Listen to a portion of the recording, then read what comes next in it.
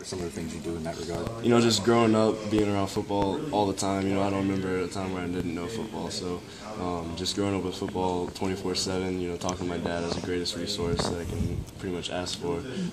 Just talking to him every day, you know, it's really helped me in kind of understanding the game and understanding different coverages and assignments that I'll need to know. You know, it's been a great help having him for advice. So, I mean, that's really helped in Dillon, my game. sorry to interrupt. Just when did you start playing football? You talked about never not being around it. Just kind of when did you start? And I started playing tackle football when I was about 6 or 7. You know, the Mighty Might leagues. You know, big old helmet, big old shoulder pads, running around not knowing what you're supposed to do. You know, I just remember running around with my friends. You know, that was the greatest time when football really isn't anything more than just a game to you. You know, it's just something that you go out with your friends, throw a football around, try and get the ball across this line, you score. So, you know, those were the greatest times, just running with your friends, and that's really the earliest football memories. Now that Kurt and Jacob Johnson have moved to defensive end, do you think you have an advantage on the linebacker spot next to A.J. Johnson?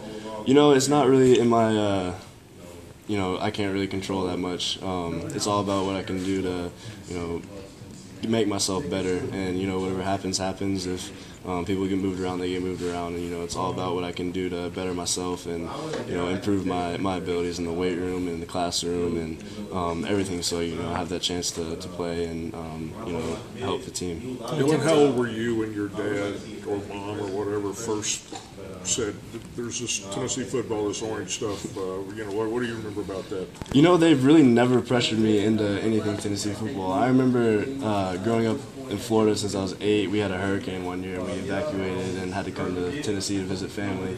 And we went to a game against UNLV. I can't remember what year it was, but really that was the first time I've ever been in Neyland Stadium. You know, looking around everybody, wow, this is the biggest stadium I've ever been in, and you know, just walking around the stadium and the campus, seeing my dad's name everywhere, you know, it kind of stuck in my mind that this is something that I want to do, and this is somewhere that I've kind of fell in love with. But it wasn't like, you know, he's constantly, this is where your locker could be, this could be your number. No, he really never pressured me into anything. He never kind of urged me into anything. So, like, during my recruitment, you know, he took me everywhere. We visited Alabama, Florida, you know, Ohio State, all these different places. So he did a great job of, you know, giving me a chance to look around and really explore my options and make my own decision.